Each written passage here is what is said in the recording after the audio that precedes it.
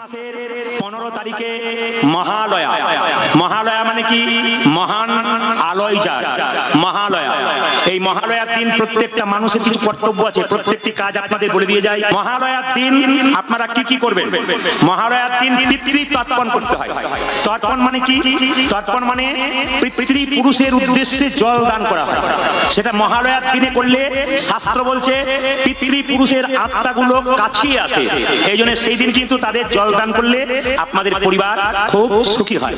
শুধুমাত্র আপনি গয়াতে গিয়ে দেবেন তা নয়, শুধুমাত্র আপনার সামনে কোনো পুকুরে নদীতে আপনি দিতে পারেন কোনো ব্রাহ্মণকে ডেকে। আপনি সেদিন পিতৃ পুরুষের উদ্দেশ্যে জল দান করতে পারেন। মহালয়ার দিনে বিশেষ করে আপনারা কেউ বাড়ি কিনবেন, যদি বাড়ি করেন তাহলে গৃহপ্রবেশ কিন্তু সেই দিন হবে না। সেদিন মানুষকে টাকা ধার দেওয়া যাবে না, টাকা কারো কাছ থেকে নেওয়াও যাবে না। অমাবস্যা ওই মহালয়ার দিনটাতে সকলকে নিরামিষ সেবা করতে হবে। সেদিন মাথায় রাখতে হবে মায়েরা যে যদি কোনো গরিব দুঃখী অন্ধ খোঁড়া তাদেরকে সেবা করাতে পারেন, সাত্বিক ব্রাহ্মণ প্রকৃত বৈষ্ণব পেলে যদি সেবা করাতে পারেন বিরাট কিন্তু মঙ্গল আছে। এই জন্য মহালয়ার কথা বলতে গিয়ে একটা কথা বললাম যে মা দুর্গা কিন্তু 4টা বাহনের উপরে আসে। আপনাদের কারো জানা আছে কি? জানেন? নিশ্চয় জানেন। কি? একটা ঘটক মানে মা ঘোড়ার উপরে আসে। জোরে বলুন হ্যাঁ না। কোনো বছর মা দেখবেন নৌকাতে আসে। জোরে বলুন হ্যাঁ না। আচ্ছা এবার বলি, কোনো বছর মা দেখবেন দোলাতে আসে, নাকি বলছেন? তার মানে কি পালকিতে। আর কোনো বছর মা হাতির উপরে আসে। আচ্ছা বলুন তো এই বছর কিসে আসছে আর কিসে যাচ্ছে? হ্যাঁ হ্যাঁ হ্যাঁ, আপনারা অনেকেই জানেন কিন্তু অনেকেই জানে না, তাদেরকে জানিয়ে দিই। তাহলে বলছে দোলাই যদি মা আসে তাহলে বলছে দুলিয়ে দিয়ে চলে যায়। তার মানে কি? মহামারী হবার সম্ভাবনা আছে, শাস্ত্র বলছে। আমি সেগুলো বললাম, সবাই শুনবেন। যদি নৌকাতে আসে তাহলে এক ভালো হতে পারে, এক মন্দ হতে পারে। অতিবৃষ্টি এক ভালো, অনাবৃষ্টি এক খারাপ। মানে অতিবৃষ্টি খারাপ, আবার অনাবৃষ্টিও খারাপ। কিন্তু সেইবারে যদি নৌকায় আসে বৃষ্টি প্রচুর হয়, শস্য শ্যামলা সুজল সুফলা পৃথিবী হতে পারে, প্রকৃতি হতে পারে, আপনার শস্য ভালো হতে পারে, অথবা প্রচুর বৃষ্টি চলে সব ধ্বংস হয়ে যেতে পারে। তাহলে নৌকাতে যদি আসে। এইবার সবাই লক্ষ্য করুন, যদি ঘোড়ার উপরে আসে তাহলে কি বলুন তো? বিধ্বংসী, একবারে তছনছ করে দিয়ে চলে যায়। আর সবাই লক্ষ্য করুন, যদি হাতির উপরে আসে, গজের উপরে, একবারে গোটাটাই মঙ্গল। কিন্তু সবচাইতে দুঃখের ব্যাপার এবছর বাবারা বললেন না দোলায় আসছে, আর যাচ্ছে কিসে বলুন তো? ঘোড়াতে যাচ্ছে। তাহলে একদিকে মহামারী আর একদিকে তছনছ। কিন্তু এটা শাস্ত্র বলছে। কিন্তু মায়ের যে আরেক নাম দুর্গা, তিনি যে দুর্গতি নাশিনী, যদি সেগুলো হবে তাহলে তার নাম দুর্গতি নাশিনী কেন হবে গো? যতই ঘোড়াতে আসুক আর যাতে আসুক, মা যে মঙ্গলময়ী, আমরা যে তার সন্তান। যদি মাকে আমরা অবাধ্য, আমরা যদি মায়ের ওপর অকথ্য ব্যবহার করি, তখনই মা কিন্তু আমাদের দুলিয়ে দিয়ে চলে যায়। তবে চান্সটা বেশি হয়। এই যে কলাবউ আমি যার কথা বললাম, ইনি হচ্ছেন গণেশের মা। নবপত্রিকা মানে মা দুর্গার 9টা শক্তি, খুব মাথায় রাখবেন। ওই কলাবউ মানে কলা গাছের মধ্যে 9টা গাছের শাখাকে জড়িয়ে দেওয়া হয়। হ্যাঁ, জড়িয়ে দিয়ে হলুদ সুতো দিয়ে আর সাদা অপরাজিতা ফুলের লতা দিয়ে বেড়ানো হয়। এর মধ্যে 9 রকমের গাছের শাখা থাকে, যেমন হলুদ থাকে, মান থাকে, কচু থাকে, ধান থাকে, হ্যাঁ, এই দারিম্ব থাকে, জয়ন্তী থাকে, এরকম করে অনেক 9 রকমের থাকে। মাথায় রাখবেন। এটাকে নিয়ে গিয়ে ঠাকুর মশাই কোনো জলাশয়ে, পুকুরে, নদীতে, হ্যাঁ, গিয়ে মন্ত্রপুত করে স্নান করায়। মায়েরা শঙ্খ বাজায়, ঢাক ঢোল বাজিয়ে মাকে নিয়ে আসে, তারপর গণেশের ডান পাশে বসিয়ে দেয়। অনেকের ভুল ধারণা হয়ে আছে যে উনি গণেশের মা, এই স্ত্রী। না, উনি হচ্ছেন গণেশের মা, ইনি হচ্ছেন মা দুর্গা। যখন থেকে মাকে ওখানে প্রতিষ্ঠিত করা হলো, তখন থেকে প্রথাগতভাবে কিন্তু আমাদের দুর্গাপুজো চালু হয়ে গেল। যেহেতু দুর্গাপুজো উপলক্ষে গান, সেই দুর্গা তত্ত্ব আস্তে আস্তে আস্তে আস্তে এগিয়ে যাব লীলার মাধ্যম দিয়ে। কংসের কারাগারে কৃষ্ণ যখন জন্ম নিয়েছিল, কংসের কারাগারে কৃষ্ণ যখন জন্ম নেয় নাই, কারাগারটা অন্ধকার ছিল। কিন্তু কৃষ্ণ যখনই জন্ম নিল, কারাগার আলো হয়ে গেল। এখানে তত্ত্ব বলছে আমাদের প্রত্যেকটা শরীর একটা করে কারাগার আছে, নাম হৃদয় কারাগার। যিনি হরিনাম শোনেন তার হৃদয় কারাগার আলোকিত হয়ে যায়, আর যিনি হরিনাম শোনেন না তার হৃদয় কারাগার চিরকাল অন্ধকার হয়ে থাকে। এই জন্য আপনারা যারা কীর্তন শুনতে এসছেন তাদের কাছে একটা কথা বলবো, মানুষ জন্মগ্রহণ করার উদ্দেশ্য এইটা নয়, এটা নয় যে ব্যবসা করলাম, খেলাম, ঘুমালাম, আনন্দ করলাম, ফুর্তি করলাম, এটা নয়। মানুষ জন্মলাভ করার একমাত্র সার্থকতা কি?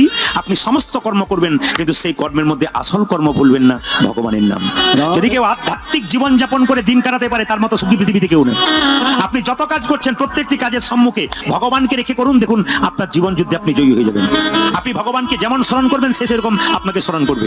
এই জন্য আপনাদের কাছে নিবেদন রইল মায়েরা, ব্যাংকে টাকা জমা দিলে তার সুদ পাওয়া যায়, আর টাকা না জমা দিলে নিতাই গৌর হরি বল। হরিনামের ব্যাংকে আপনি ভক্তি সম্পদ জমা দেবেন, কৃপা সম্পদ লাভ করবেন। আপনি কিছুই করবেন না, একদিন বিপদে পড়ে যাবেন, ভগবানকে বলবেন বাঁচাও বাঁচাও, তিনি বাঁচাবেন কেন? তার সঙ্গে সম্পর্কই নাই, তিনি শুনবেন কেন? আপনার সঙ্গে আমার সম্পর্ক ভালো, রাত 10টায় গেলে 10,000 টাকা চাইলে আপনি 2,000 টাকাও দেবেন, কিন্তু আপনার সঙ্গে সম্পর্ক নেই, আর দরজায় ধাক্কা দিয়ে হঠাৎ বিপদের দিনে ডাকতে যাব, আপনি দেবেন কেন? ও মাইরা, ভগবানের সঙ্গে সম্পর্ক তৈরি করুন, বিপদকালে বেশি ডাকার দরকার নাই, উনি এসে আপনার সামনে অজান্তে, আপনি জানতেই পারবেন না, কৃপা করে দেবে। এই জন্য হরিনাম শুনতে হবে। আপনারা যতজন এখানে কীর্তন শুনতে এসছেন, জীবনকে পরিবর্তন করুন। আপনাদের যাদেরই আস্তে আস্তে 40 বছর পেরোচ্ছে, তাদের তো ভাবনা চিন্তা করতে হবে। বল বুদ্ধি ভরসা 40এই ফর্সা। আর যারা 40-এর আগে আছে তারা ভাবছেন যে আমরা আনন্দ করে বেড়াবো, তা নয়। কাজে কখন টিকিট কাটা হয়ে যাবে আপনারা কেউ জানেন না। এক দুর্গা পুজোতে দেখতে পাচ্ছেন আপনারা 5 দিন ধরে হচ্ছে, কিন্তু অন্য পুজো 5 দিন হচ্ছে না কেন? দুর্গা তো একাই আসে না, সরস্বতী, লক্ষ্মী, কার্তিক, গণেশ, অসুরকে নিয়ে আসে। এই জন্য 5 দিন পুজো হয়। মা আসেন, তার 2টি কন্যা আসেন, আর 2টি সন্তান আসেন। এই জন্য 5 দিন সময় লেগে যায়।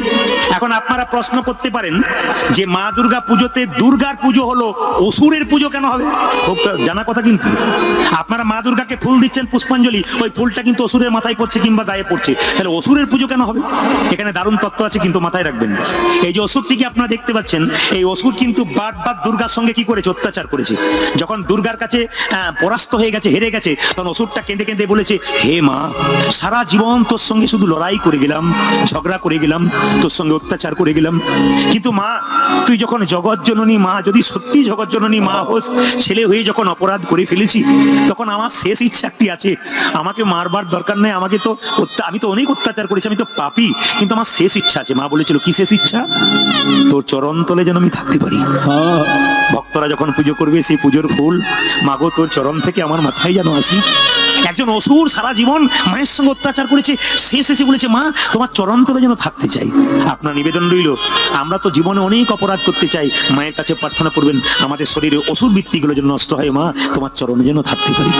আচ্ছা দেখবেন, মা দুর্গা পুজোতে রাজ দরবারের মাটি লাগে, আবার পতিতালয়ে, বেশ্যালয়ের মাটি লাগে। তাহলে প্রশ্ন করে অনেকে যে পতিতালয়ের মাটি লাগে কেন? যদি গভীর তত্ত্বের দিকে যান তাহলে তর্ক পারবে, কিন্তু আমাদের শাস্ত্র যদি ঘাটাঘাটি করেন, তাহলে বিভিন্ন জায়গায় যা মতামত দিয়েছে তা যদি আমি বলতে শুরু করে দিই, তাহলে কিন্তু ঝগড়া বেঁধে যাবে। এই জন্য ওই দিকে যাবো না। যেখানটাতে সমাধান এসে মানুষ ভক্তির পথে যায়, আমরা সেই জায়গাতে যাব। কেন? কীর্তন হচ্ছে এমন একটা জিনিস, মানুষকে ভক্তির পথে নিয়ে যেতে হবে। আপনি ভক্ত হতে পারেন নাই, যেন হতে পারেন। একজন দিদি যেমন আমার কাছে গিয়ে বললেন, আপনার কীর্তন শুনে আমি একাদশী শুরু করলাম, আমার যিনি প্রভু আছেন তিনিও শুরু করে দিলেন।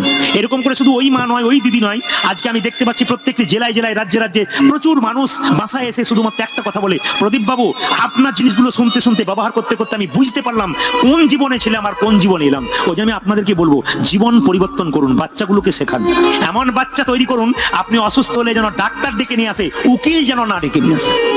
খুব মাথায় রাখবেন, আপনার অসুস্থতা যেন ডাক্তার ডেকে নিয়ে আসে, উকিল যেন না নিয়ে আসে। আগে জায়গাটা লেখো, তারপর তোমার শেষ ব্যবস্থা হবে। এই যদি হয় না, হাসি নয়, এরকম ছেলে তৈরি করলে হবে না। এমন ছেলে তৈরি করুন, কীর্তন শোনান, ভগবানের নাম শোনান। আজকে দেখুন অভিজিৎ বাবু কীর্তন করাচ্ছেন, ওনার তো সন্তান আছেন, ওইটুকু সন্তানটা কিন্তু আজকে স্মৃতিটা রয়ে যাবে। কেন? আমার বাবা কীর্তন করিয়েছে, দোকান প্রতিষ্ঠা করেছিল বলে। তার মানে কি? ও বাবার রক্ত ছেলের মধ্যে পৌঁছাচ্ছে, মানে ছেলে যখন বাবা বড় হবে, তখন দেখবেন বাবা বৃদ্ধ হবে, ওই ছেলে দেখবেন আবার হরিবাসর তৈরি করবে। একজন ব্যক্তি আমাকে বললেন, প্রদীপ বাবু আর আমার চিন্তা নাই, ছেলের জন্য 5 কোটি টাকা জমা করে দিলাম, আমি মরে গেলেও বসে বসে খাবে। আমি তখন জিজ্ঞেস করলাম, ছেলের জন্য 5 কোটি রাখলেন, কিন্তু মাথায় কথা একটা কথায় রাখবেন যে 5 কোটি তো রাখলেন, ছেলেকে কেমন তৈরি করলেন? এইরকম না এইরকম? যদি এইরকম তৈরি করেন, তাহলে 5 কোটিটা 10 কোটি করবে, আপনার সেবায় লাগাবে, ভক্তদের প্রসাদ দেবে। আর যদি এরকম করেন, তাহলে নিতাই গৌর হরিবল হয়ে যাবে। ওই জন্য আমি আপনাদেরকে বলবো, ছেলেকে সম্পদ দিয়ে যাবেন না, ছেলেকে সম্পদ তৈরি করে দিয়ে যাবেন। একটা খুব ভালো কথা বলে দিই, বাংলাদেশের একজন ভালো গায়িকা আছেন, তার নাম মমতাজ বেগম। তার কথাটা আমি আজকে শুনছিলাম, উনি কেঁদে কেঁদে বলছিলেন, আমার বাবা মৃত্যুর সময় আমাকে বলে গিয়েছিল, তোকে সম্পদ দিয়ে দিতে পারলাম না, তবে তোকে সম্পদ তৈরি করে দিয়ে গেলাম।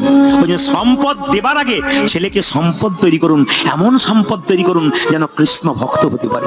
যে পথে রোজগার করবে, সৎ পথে রোজগার করে, সাধুগুরু বৈষ্ণবের সেবা করে নিজের জীবনটাকে ধন্য করতে পারে, 5 জনের আশীর্বাদ পেতে পারে, এমন সন্তান আপনারা তৈরি করুন। এটা আপনাদের কাছে বারবার নিবেদন। রাজ দরবারের মাটি, বেশ্যালয়ের মাটি লাগলো কেন? মা যেন বলতে চাইছে, রাজাও যেমন, একটা পতিতা মেয়েও তেমন। আজকে আমি এসেছি 4 দিনের জন্য, 5 দিনের জন্য। এই দিনগুলোতে পতিতা মেয়েরাও আমার মেয়ে, আর রাজাও আমার ছেলে। সুতরাং উঁচু থেকে নিচু পর্যন্ত সবাই আমার দরজায় আসবে। এই জন্য বেশ্যালয়ের মাটি, পতিতালয়ের মাটি। মা বলতে চাইছেন, পতিতা যারা বৃত্তি করে তারা এমনি এমনি করে না, বিপাকে পড়ে করেছে, এমনি এমনি করে নাই। ওই জন্য আপনাদের কাছে নিবেদন রইল, মা দুর্গা আসার আগে কত সুন্দর সুন্দর শিক্ষা দিয়ে গেলেন, এগুলো আমাদের শিখে নিতে হবে। কিন্তু ঠিক নেই, কে কখন আসতে শব্দ নয়, কে কখন ট্রেন থেকে নেমে যাবে কেউ জানে না। যাবার আগে কিছু ভালো কাজ করে যান, জীবন আপনার সুন্দর হয়ে যাবে। নারী যদি নারীর মতো হয়, তবে পুরুষ অনেক ওপরে উঠে। আর নারী যদি আনাড়ি হয়, পুরুষ নিচে নেমে যায়। নারী ছিল পদ্মাবতী, জয়দেবকে গোবিন্দ চরণ পাইয়ে দিয়েছিল। নারী ছিল রামী, রজকিনীর মেয়ে হয়ে চণ্ডীদাসকে পদকর্তা তৈরি করেছিল। নারী ছিল রামকৃষ্ণদেবের স্ত্রী সারদা মা, তিনি যদি পাশে না থাকতেন ঠাকুর পরমহংস হতে পারতেন না। ওই জন্য দাদা ভাইদের কাছে নিবেদন রইল, নারী যদি আনারী হয় তবে পুরুষ নিচে নেমে যায়, আর নারী যদি নারীর মতো হয় পুরুষ ওপরে ওঠে। এ সমাজে যত পুরুষ ওপরে উঠেছে বেশিরভাগ পুরুষ নারী তার পাশে ছিল বলে ওপরে উঠেছে। আনারী হয়ে গেলে কিন্তু নিতাই গৌর হরি বল। একজন নারী যদি কৃষ্ণ ভক্ত হয়, তার স্বামী যদি না হয়, তাহলে নারী কিন্তু স্বামীকে কৃষ্ণ ভক্তির পথে আনতে পারে। কিন্তু নারী যদি আনারী হয়, কৃষ্ণ ভজন না করে, পুরুষ যদি কৃষ্ণ ভজন করাতে চায়, উনি যদি করবো না বলেন, আপনার আর ক্ষমতা নাই যে ওনাকে করাতে পারেন। এই জন্য নারীকে নারীর মতো হতে হবে মা, আনারী হলে হবে না। আপনি যদি আনারী হন তবে যে সন্তানটাকে জন্ম দেবেন সেও কিন্তু নিতাই গৌর হরি বল হয়ে যাবে। আমরা গাছে তো আমরা হবে, আম গাছে আম হবে। আস্তে ডাক যদি সঠিক হয় ভগবান আসবে। এদিকে দিকে ডাকার মধ্যে প্রেম থাকলে ভগবান আসবে। আপনার বাড়ি আমি বেড়াতে গেলাম, দুটো মিষ্টি জল দিতে পারলেন না, দুটো মিষ্টি কথা তো অন্তত বলবেন না। ডান দিকে খুব শব্দ হচ্ছে কিন্তু কীর্তনে দেখুন, ডান দিকে আমার বাবারা কত সুন্দর বসে আছেন, মায়েরা কত ভক্তি ভরে বসে আছেন। পঞ্চমী দিন দুর্গাপুজো আসছে, এত কাজ বাড়িতে, হরিকথা শুনতে এসছে। আপনারা ডান দিকে গন্ডগোল করবেন না কেউ। যদি কেউ করে, যদি কারো মনে হয় এখানে চিৎকার করছেন বা নেশা করে এসছেন, তার কাছে নিবেদন রইল সরে যান, অপরাধের ভাগী হবেন না। এতজন কীর্তন শুনছে, আপনি চিৎকার করে অপরাধের ভাগী হবেন না। মায়েরা আসতে বলছে, আসতে। আপনার বাড়ি, এটা কার কথা? রামকৃষ্ণ দেবের কথা। আপনার বাড়িতে কেউ যদি যায়, দুটো মিষ্টি জল দিতে পারলেন না, দুটো মিষ্টি কথা তো বলতে পারবেন। যদি ডাকার মতো ডাকতে পারেন ভগবান আসতে পারে। ডাকটা আপনার সঠিক হতে হবে। ডাকের মধ্যে আকুলতা চাই, ব্যাকুলতা চাই। রামকৃষ্ণদেবকে বিবেকানন্দ জিজ্ঞেস করেছিল, ঠাকুর ভগবানকে ডাকতে গেলে কি লাগে? শ্রদ্ধা লাগে, ভক্তি লাগে, প্রেম লাগে, আর আকুলতা ব্যাকুলতা লাগে। বলছে আমার তো সবই আছে। বলে না, তো সব আছে, একটা জিনিস নাই। বলে কোন জিনিসটা নাই? বলে আমার সঙ্গে আয়। বলে কোথায়? গঙ্গা জলে। যে না রামকৃষ্ণদেব বিবেকানন্দকে ছোটবেলায় নরেন তো, সে জলের মধ্যে নিয়ে গেছে, নিয়ে গিয়ে বলে জলের মধ্যে তুই বসে পড়। যেই না বসে পড়েছে, রামকৃষ্ণদেব কি করেছে না, বিবেকানন্দের ঘাড়ে চেপে যেই না বসে পড়েছে, সঙ্গে সঙ্গে কোনো মতেই রামকৃষ্ণদেব উঠছে না। যখন অনেকক্ষণ পরে উঠলো তখন বলছে, ঠাকুর এ তোমার স্বভাব খুব খারাপ। বলে কেন? তোমার পাগলামি গেল না? জলের মধ্যে আমাকে ডুবিয়ে রেখে দিলে, ভেতরটা আমার আকুপাকু করছিল, মনে হচ্ছে প্রাণটা বেরিয়ে যাবে। ওরে তোর সব আছে কিন্তু ব্যাকুলতা নাই, আকুলতা নাই। যদি আকুলতা ব্যাকুলতা থাকে ভগবান কিন্তু আসতে বাধ্য। আমি আপনাদের সামনে একটা নিবেদন রাখবো। আপনারা এখানে কীর্তন শুনতে এসছেন, আসতে একটা জিনিস নিয়ে এসছেন। সবাই টাকা নিয়ে আসতে পারে না, পয়সা নিয়ে আসতে পারে না, একটা জিনিস নিয়েছেন। ভগবান বলছে, কে কটা আপেল দিল, কে কটা লেবু দিল, কে কটা বাতাসা দিল, মন্ডা দিল, ওটার দিকে আমি তাকাই না। মন মনা ভাবা, তুমি তোমার মনটা আমাকে দিলে কিনা। এই যে কীর্তন শুনতে এসছেন, কিছু আনুন না আনুন, মনটাকে নিয়ে এসছেন, আপনার মনটা ভগবানকে দিয়ে যান। যতক্ষণ থাকবেন মন লাগিয়ে দিন। এই জন্য হরি কথা শুনতে গেলে, কৃষ্ণ কথা শুনতে গেলে, ভগবানকে ডাকতে গেলে কারো কথা ভাববেন না। একা এসছেন, একাই যাবেন, ওই সময়টা অন্তত ভগবানের কথা ভাববেন। আজকের রাত্রিতে আমি আগামীকাল যেখানে গান আছেন, ওনারা বললেন জায়গা দিতে পারবো না আমরা। একজন দাঁতের ডাক্তার, বড় ডাক্তার, উনি বায়না করেছেন বাড়িতে দুর্গাপুজো বলে। তা আপনাদের কাছে নিবেদন রইল একটা কথা, যে এত পুজোর মানুষের চাপ কাজ, তার মধ্যে যে আপনারা এত ভিড় করে এসছেন প্রত্যেকটি জায়গাতে, তাও সাধুবাদ জানাই আপনাদের, যে আপনাদের ভগবানের প্রতি প্রেম ভক্তি আছে বলেই ছুটে এসেছেন। বলুন তো, ছেলে বড় হয়ে বোধহয় মাকে জড়িয়ে ধরে বলবে, বাবা রে আমার মা বউ, তাই তো? এটা আপনারা আশা করেন, দাদা ভাইরা আশা করেন বাবা বলবে। কিন্তু কিছু মনে করবেন না, বড় হলে মা বাবাকে আর ছেলে সম্মান দিচ্ছে না। আপনাদের এদিকে দেয়, আমাদের দিকে নিতাই গৌর হরি বলবে। একটা ছোট কথা বলে রাখি, এখন দেখবেন আমরা যত শিক্ষিত হচ্ছি তত ভদ্র হচ্ছি। আগে দেখবেন মা বাবাকে দেখলে ছেলেরা প্রণাম করতো, ভয় খেত, মাথা নিচু করতো। এখন তো মা বাবাকে দেখলে কোনো ব্যাপারই নাই, যদি পায়ে পা ঠেকে যায় প্রণাম তো দূরের কথা, একটা ইংরেজি শিখে গেছে সরি, এইটা বলে দিলে শান্তি, সরি।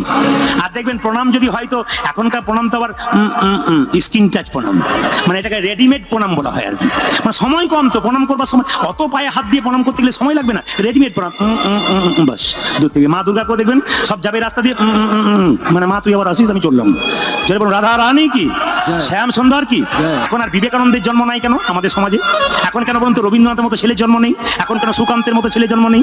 এখন কেন বিদ্যাসাগরের মতো ছেলে জন্ম নেই? একটাই কারণ, কি বলুন তো, না আকাশে এরোপ্লেন উড়ে যায়, সব জায়গায় নামে, এয়ারপোর্ট যেখানে সেখানে নামে, প্ল্যাটফর্ম না পেলে নামে না। ওই জন্য আপনাদের কাছে নিবেদন রইল, মায়েদের প্ল্যাটফর্মটা এখন ভালো নাই বলে বিবেকানন্দের মতো সন্তান আসতে পারে না। মায়েদের প্ল্যাটফর্মটা ভালো নাই বলে আর বিদ্যাসাগরের মতো ছেলে জন্ম নিতে পারে না। আগেকার মায়েরা সন্তান থাকাকালীন ভক্তি ভরে ভগবানকে ডাকতো বলে তো কৃষ্ণ ভক্ত সন্তান পেয়েওছে। আজকে আমি আপনাদের এই প্রমাণ দিলাম, অভিজিৎ বাবুকে দিয়ে দিলাম। উনি কি বললেন? বাবার আশীর্বাদে, মায়ের আশীর্বাদে, ওনাদের আশীর্বাদে করছি, ওনাদের আশীর্বাদ যদি থাকে আবার আমি কীর্তন করাতে পারবো। তার মানে কি? প্রথমে বাবা মাকে স্মরণ করেছেন। ভগবান কৃষ্ণ বলেছেন প্রথম গুরু পিতামাতা, যার থেকে জন্ম পেলি, দ্বিতীয় গুরু ব্রাহ্মণ, আর তৃতীয় গুরু কে না ভগবান নিজে বলেছেন তেসাং সতত যুক্তনাং ভজতাং প্রতিপূর্বকং দদামি বুদ্ধি যোগং তং নমামি মাম পর্যন্তিতে। মানে ভগবান বললেন যে আমার নামের সঙ্গে যুক্ত থাকে, আমাকে প্রীতির সঙ্গে ভজনা করে, ভালোবাসার সঙ্গে ভজনা করে, আমি তার পাশে থাকি। ভক্ত প্রহ্লাদ ছোট্ট বাচ্চা ছিল, আমাকে ডাকার মতো ডেকেছিল, পাশে গিয়েছিলাম। ভক্ত রঘুনন্দন 5 বছর বয়সে নাড়ু খাইয়েছিল, আমি তার হাতে নাড়ু খেয়েছিলাম। হ্যাঁ, ভক্ত ধ্রুব 5 বছর বয়সে ভগবানকে ডেকেছিল, ডাকার মতো ডেকেছিল, আমি ছিলাম। মীরাবাই ডাকার মতো ডেকেছিল, আমি তার পাশে ছিলাম। যে যেমন ডাকবে আমি তার পাশে সেরকম যাব। ডাক যেন আপনাদের ভালো থাকে, আকুলতা ব্যাকুলতা থাকে, ভগবান কিন্তু আসবে। একটা কথা বলে যাবো, যাদের বাড়িতে ছোট ছোট বাচ্চা আছে, আমি একটা কথা বলে যাবো। এই দুর্গার 5টা পুজোর দিনে আপনারা দুর্গা মন্দিরে নিয়ে যাবেন ছেলেকে, আস্তে আস্তে বসুন, প্রণাম করাতে শেখাবেন। মা সরস্বতীকে, লক্ষ্মীকে, দুর্গাকে এগুলো জানাবেন। বাড়িতে যদি মন্দির থাকে প্রত্যেকদিন স্নান করে মন্দিরে বাচ্চাকে প্রণাম করতে শেখাবেন। আপনি শেখাবেন তবে হবে। রবিবার দিন ছুটির দিন,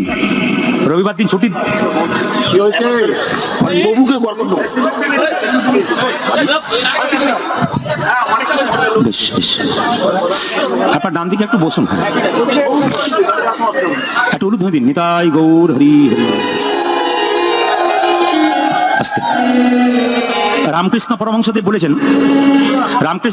বলেছেন বাচ্চার মনটা কচি বাঁশের মতো, যেদিকে বাঁকাবেন সেদিকে বাঁকবে। বাঁশ মোটা হয়ে গেলে কিন্তু আর বাঁকবে না। এই জন্য বাচ্চাকে শিক্ষা দেবেন ছোটবেলায়, বড় হয়ে গেলে আর কিন্তু নিতাই গৌর হরি বল আর বাঁকবে না। ওই যে যাদের ছোট ছোট বাচ্চা আছে মায়েরা, চাণক্য পণ্ডিত বললো 5 বছর পর্যন্ত বাচ্চার কোনো দোষ ধরবেন না, খেলবে পড়বে ভাঙবে কিচ্ছু বলবেন না। 5 থেকে 15 পর্যন্ত ছেলে মেয়েকে শাসনের চোখে রাখবেন। যখন 16 বছর বয়স হয়ে যাবে, পুত্র মিত্র বদাচরে বন্ধুর মতো ব্যবহার করুন। প্রত্যেকটি মাকে, প্রত্যেকটি বাবাকে বলে যাবো, ভাই দাদাকে বলে যাবো, আপনাদের ছেলে মেয়ে যখন 16 বছর বয়স হয়ে যাবে, আপনি তখন বন্ধু বান্ধবীর মতো ব্যবহার করুন। মায়েরা দেখবেন আপনার ছেলে আর বিপদ হবে না। চাণক্যদেব বলেছেন মনের কথাগুলো শেয়ার করুন, দেখবেন আপনার ছেলে ভালো হয়ে যাবে, আপনার মেয়ে ভালো হয়ে যাবে। আর 5 থেকে 15 পর্যন্ত শাসনের চোখে রাখবেন। মোবাইলটা দিয়ে দেবেন না হাতের মধ্যে। মোবাইল যত ভালো তত নিতাই গৌর হরি বল। হ্যাঁ, মোবাইল নেওয়ার বয়স থাকবে তখন দেবেন, ছোট থেকে দিয়ে দেবে। এখনকার মায়েরা কি বলুন তো, কাজগুলোকে সামলাবার জন্য হাতে মোবাইল দিয়ে দিচ্ছে, বাস ছেলে মোবাইল দেখছে আর মায়েরা কাজ করে নিচ্ছেন। এরকম করবেন না। আপনাদের কাছে নিবেদন রইল, মায়ের মতো আপন পৃথিবীতে হয় না। দুর্গাপুজোর অষ্টমীতে মাকে পুষ্পাঞ্জলি দিতে যাচ্ছেন, মা দুর্গা যেন বলতে চাইছে আমাকে পুষ্পাঞ্জলি দিয়ে উপবাস করে নতুন কাপড় পরে ঘরে জীবন্ত দেবদেবী দুটো বসে আছে, ওদের সেবা করিস তো? ওদের যদি সেবা না করিস আর আমাকে পুষ্পাঞ্জলি দিস, তোর কোনো লাভ হবে না। এখনকার ছেলে মেয়েরা তারকেশ্বরের শিব মন্দিরে কিংবা বিভিন্ন মন্দিরে দেখবেন শ্রাবণ মাসে জল ঢালতে যায়, সারা রাত্রি বাঁক কাঁদে নিয়ে। লক্ষ্য করুন, বাবার মন্দিরে যখন যায়, বাবা যেন বলতে চাইছে আমার মাথায় জল দেওয়ার আগে একটু ভেবে দেখতো, তোর বাবা গ্রীষ্মকালে কষ্ট করে পরিশ্রম করে বাড়ি আসে, তাকে 1 গ্লাস জল দিয়েছিস তো? তাকে যদি জল না দিয়েছিস আমাকে দিয়ে কি লাভ আছে? আগে জীবন্ত বাবা মাকে। এই জন্য যার বাড়িতে মা কাঁদে তার কোনো সুখ হয় না, যার বাড়িতে বাবা কাঁদে তার কোনো সুখ হয় না। আমি আপনাদের একটা কথা বলবো, আপনি যেমন ভোগ করবেন সেরকম হবে। কালকে একটা জায়গাতে দেখছিলাম আমি, ছোট্ট জায়গাতে একজন ভদ্রলোক, একজন ভদ্রলোক একটা মেয়েকে বলছে তুমি তোমার শ্বশুর শাশুড়িকে দেখো না? বলে না, আমি দেখতে চাই, আমার স্বামী দেখতে দেয় না। দেখতে দেয় না? বলে না দেখতে দেয় না। ওই তাহলে আপনার ছেলে তো দেখবে না? বলছে শুরু তো হয়ে গেছে। বলে কিরকম? আমার 2টো ছেলে, একটা বিয়ে করে পালিয়ে গেছে আর আমার কথাই ভাবে না। তখন ওই লোকটি জিজ্ঞেস করছে আপনি ভাবেননি? বলছে আমি ভাবলাম না। বলে গাছ যেমন হবে গোড়া সেরকম হবে, সেরকম ছেলে ছেড়ে চলে গেছে। উনি খুব সুন্দর সত্য কথা বললেন, আমি করতে চাই, উনি করতে দেন না। ব্যাস, আপনি কি ভাবছেন যে আপনি করবেন না আর আপনি আপনার ছেলের কাছ থেকে পাবেন? 100% পাবেন। আমি মায়ের সামনে আজকে মায়ের পুজোর দিনে পরিষ্কার করে বলে গেলাম, একবারে পাবেন না। মাতৃভক্তি কাকে বলে দেখুন। আপনারা যারা চাণক্য পণ্ডিতের কথা শুনেছেন, চাণক্য পণ্ডিত ছোটবেলায় তার দাঁত দুটো উঁচু ছিল। মায়ের প্রতি ভক্তি কেমন দেখুন চাণক্যদেবের। চাণক্যদেব শুধুই পৃথিবীতে এত বড় হলো না, যে সন্তানের মাতৃভক্তি পিতৃভক্তি থাকে না, সন্তান পৃথিবীতে বড় হতে পারে, যন্ত্রণা শেষ থাকে না। কিন্তু যে পৃথিবীতে মাকে ভালোবাসতে পারে, বাবাকে ভালোবাসতে পারে, তার যন্ত্রণা হয় না, যেটুকু রোজগার করে শান্তিতে সেবা করে। জেনে নিন আপনারা একটা ছোট্ট কথা, চাণক্যদেব ছোটবেলাতে তার সামনের দাঁত দুটো উঁচু ছিল। একজন জ্যোতিষী এসে বলল, জানো মা তোমার ছেলে না একদিন রাজা হবে। বলে কেন? তোমার ছেলে সামনের দাঁত দুটো থেকে বুঝে নিলাম তোমার ছেলে রাজা হবে। তখন হঠাৎ চাণক্যদেবের মা চাণক্যদেবকে জিজ্ঞেস করছে, খোকা তুই যখন রাজা হয়ে যাবি তখন আমায় ভুলে যাবি না তো বাবা? চাণক্যদেব বললো কেন মা? বলে তোর দাঁত দুটো দেখে জ্যোতিষ বলেছে যে এই দাঁত দুটো হচ্ছে লক্ষণ, এ রাজা হবে। তুমি দাঁড়াও মা, দাঁড়াও, তোমার যাতে না ভুলতে পারে তার ব্যবস্থা করে দিই। বলে কিরকম? চাণক্যদেব একটা পাথরকে কুড়িয়ে এনে দাঁতের মধ্যে জোরে আঘাত মারলো আর দাঁত দুটো খসে পড়ে গেল, গড়গড় করে রক্ত বেরোচ্ছে। মা বলে উঠলো, কি পাগলামি তোর, দাঁত দুটোকে ভেঙে দিলি? বলছে মা এই দাঁত দুটো থাকলে আমি রাজা হব আর রাজা হলে তোমায় ভুলে যাবো আস্তে, রাজা হলে তোমায় ভুলে যাবো ধীরে, রাজা হলে তোমায় ভুলে যাবো, আর দাঁত দুটো থাকবে না, রাজা হব না, আর তোমায় আমি ভুলবো না। কত দামি কথা বলুন তো, চরিত্রগুলো পড়ুন, দেখুন কি সুন্দর শিক্ষা আছে প্রত্যেকটা জিনিসের পেছনে। আমি শুধু একটা কথা বলতে চাই আপনাদেরকে, খুব দামি কথা। একটা মায়ের পেটে বাচ্চা 10 মাস 10 দিন জায়গা পেল, সেই ছেলে বড় হয়ে কলকাতায় ফ্ল্যাট কিনলো, হাওড়ায় ফ্ল্যাট কিনলো, কিন্তু শ্বশুর শাশুড়ি মাসি মেসো সবাই জায়গা পেল, যার জন্য পৃথিবীতে এলাম তারাই জায়গা পেল না। অভিশাপ দেবে না, বাবা মা কোনদিন অভিশাপ দেয় না, ছেলের সুখ দেখলেই আনন্দ, কিন্তু তাদের আপনাকে লোকে যে বলবে আপনার মা আসেনি, না, মা কাঁদাবেন না, বাবা কাঁদাবেন না, কষ্ট কিন্তু আপনাকে পেতেই হবে। অনেকে ভাবছেন রক্তের গরম আছে আমার, এই বয়সটা আপনার থাকবে না। আপনার ছেলে যখন বড় হবে তখন আপনি বুঝতে পারবেন আপনি কোন জায়গায় পৌঁছাচ্ছেন। এই জন্য আপনাদের কাছে নিবেদন রইল, বাবা মায়ের মতো আপন আর কেউ হয় না। একটা মা যদি বড় মাছের ঝোল করে, বড় বড় পিসগুলো ছেলেগুলোকে দিয়ে দেয়, শেষে মা খায় না, পায় না, তবু প্রতিবাদ করে না আমি পেলাম না। মা যদি কাউকে একটু বড় দিয়ে দেয়, মায়ের ওপর রাগ হয়ে যায়, তুমি ওকে দিলে বড়টা, আমাকে ছোটটা দিয়ে দিলে কি। কিন্তু মা যে সবার শেষে কিছু খেলো না, মা একবারও বলে না খোকা তোরা সবাই খেয়ে গেলি, আমি খেয়েছি কিনা একবার জিজ্ঞেস করেছিস? এরই নাম মা।